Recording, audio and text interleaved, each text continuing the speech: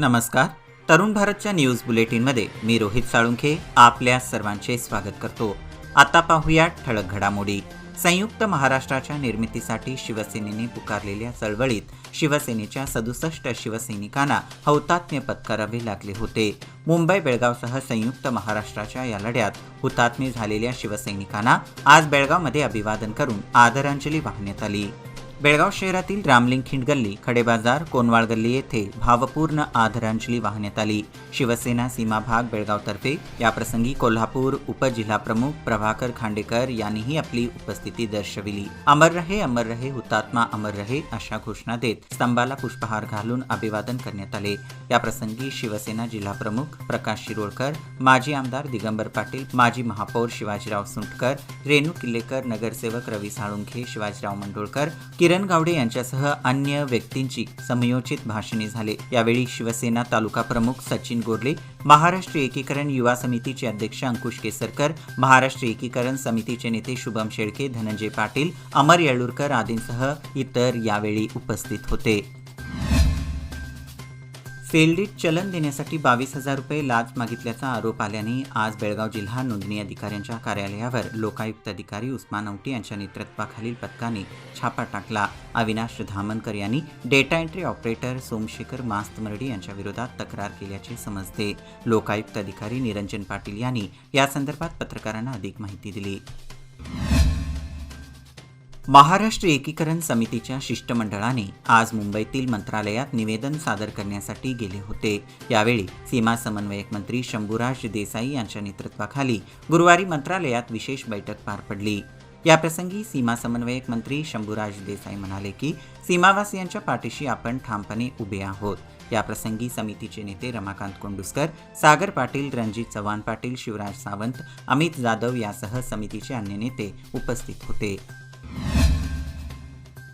उत्तर प्रदेश येथील ज्ञानवापी मशिदीतील तळमजल्यात पूजा करण्यासाठी न्यायालयाने दिलेला निर्णय धक्कादायक आहे.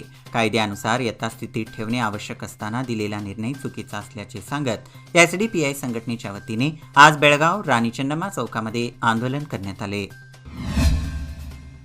बेळगाव बार असोसिएशनची निवडणूक शुक्रवार दिनांक 9 रोजी होत आहे. सकाळी 10 पासून सायंकाळी 5:30 पर्यंत मतदान घेतले जाणार आहे.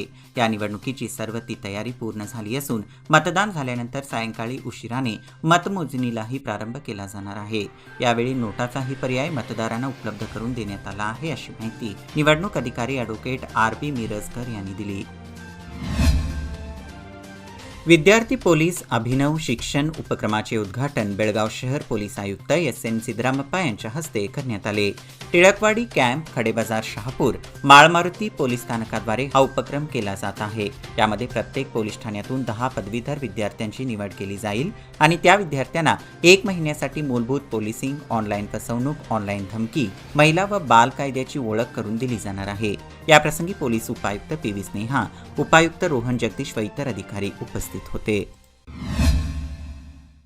अंगणवाडी केंद्रांमधील मुलांना बसण्यासाठी डेस्क व मूलभूत सुविधा उपलब्ध करून देण्यावर अधिकाऱ्यांनी लक्ष केंद्रित करावे, अशी सूचना जिल्हा पंचायत मुख्य कार्यकारी अधिकारी राहुल शिंदे यांनी केली.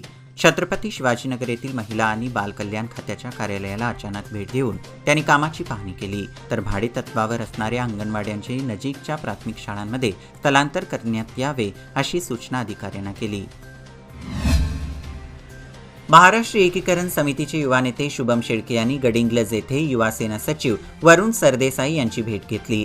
शिवसेना कायम सीमावासियांच्या पाठीशी खंबीर आहेच, पण कर्नाटक सरकार सातत्याने मराठी भाषिकांवर अन्याय करीत असताना देखील महाराष्ट्र शासन काहीच करत नाही. यावर उद्धव ठाकरे यांच्याशी चर्चा करून आवाज उठवावा, अशी विनंती करण्यात आली. यावेळी त्यांनी सीमाप्रश्न आमच्यासाठी महत्त्वाचा आहेच, उद्धव ठाकरे यांच्याशी चर्चा करून नक्कीच यावर आवाज उठू, अशी ग्वाही दिली. यावेळी कोल्हापूरचे नवनिर्वाचित जिल्हाप्रमुख सुनील शिंत्रे, सूरज कनबरकर, रवी निर्मळकर, विनायक हुलजी, सचिन दळवी, डॉक्टर सतीश नरसिंग, युवासेना तालुका प्रमुख विक्रम मुतकेकर व इतर उपस्थित होते. इमॅजिन, एकदा पृथ्वी ग्रहावर अस्तित्वात होते. ही थीम घेऊन बेळगाव तालुक्यातील काकते येथील कट्टणभावी गावात वसलेले इंडस अल्टम इंटरनॅशनल स्कूलचे वार्षिक स्नेहसंमेलन उद्या शुक्रवार दिनांक 9 रोजी सायंकाळी शाळेच्या प्रांगणात आयोजित करण्यात आले आहे. लेफ्टनंट जनरल अर्जुन रे यांनी अक्क महादेवी मेल्लीगिरी यांच्या नेतृत्वाखाली तसेच अल्ट्रम ट्रस्टच्या सहकार्याने इंडस इंटरनॅशनल स्कूल आपली वाटचाल करीत आहे। या शाळेची भारतातील सर्वोत्कृष्ट डे अँड बोर्डिंग म्हणून 8व्या क्रमांकावर वर्णी लागते। यंदाचे हे त्यांचे 3रे स्नेह संमेलन असून यामध्ये इयत्ता 5वी ते 12वी पर्यंतचे विद्यार्थी आपली प्रतिभा व कला सादर करणार आहेत। या स्नेह संमेलनाचे थेट प्रक्षेपण उद्या सायंकाळी तरुण भारत यूट्यूब चॅनल आणि फेसबुक पेजवर पाहता येणार आहे। श्री क्षेत्र वैजनाथ देवस्थान कमिटी देवरवाडी तालुका चंदगड जिल्हा कोल्हापूर व ग्रामस्थ मंडळ यांच्या संयुक्त विद्यमाने सालाबादप्रमाणे माघ शुद्ध वसंत पंचमी शके 1945 बुधवार दिनांक 14 फेब्रुवारी ते बुधवार दिनांक 21 फेब्रुवारीपर्यंत अखंड हरिनाम सप्ताहास प्रारंभ होणार आहे। तरी चंदगड व बेळगाव तालुक्यातील सर्व भाविक भक्तांनी उपस्थित राहावे असे अखंड हरिनाम सप्ताह मंडळाने कळविले आहे।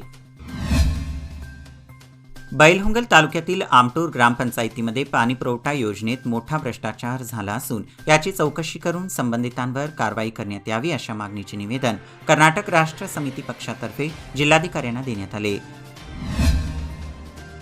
येत्या 20 फेब्रुवारी रोजी माघवारी असल्याने विविध भागातून वारकऱ्यांच्या दिंड्या पंढरपूरकडे मार्गस्थ होऊ लागल्या आहेत। हातात पताका, डोक्यावर कळशी, टाळ मृदुंगाचा गजराने भजनात तल्लीन होऊन वारकरी या दिंडीत सहभागी झाले आहेत।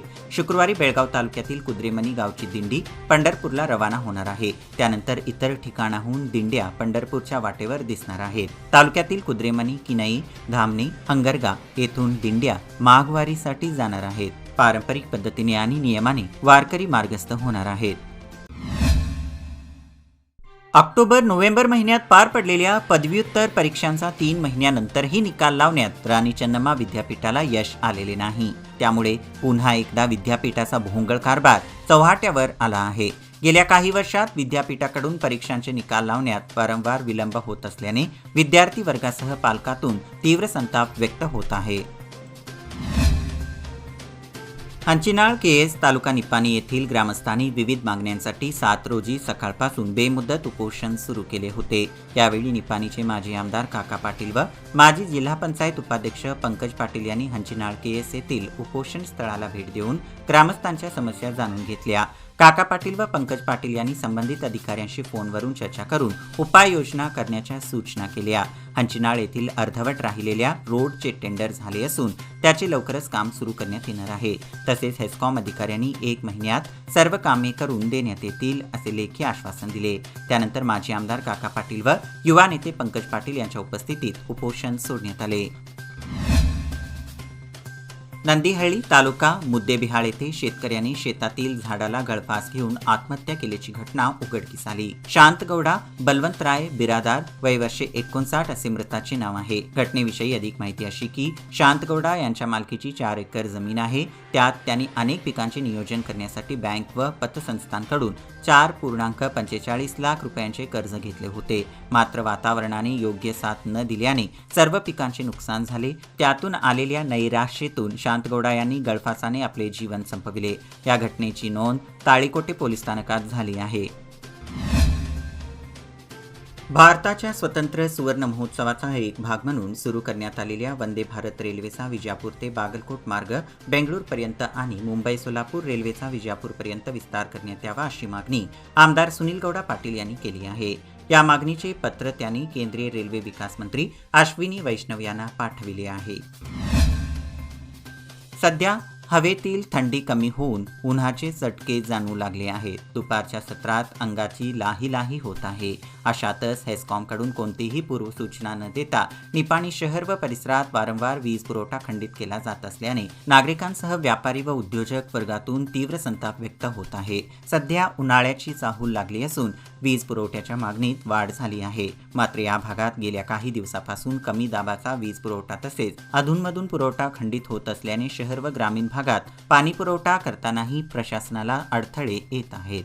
याबरोबरच हे बुलेटिन इथेच संपलं। अधिक माहिती आणि ताज्या घडामोडींकरिता पाहत रहा तरुण भारत न्यूज चॅनल। तसेच आमच्या चॅनलला लाईक करा, शेअर करा आणि सबस्क्राईब करायला विसरू नका। आणि विश्वासार्ह बातम्यांसाठी दररोज सकाळी वाचा दैनिक तरुण भारत।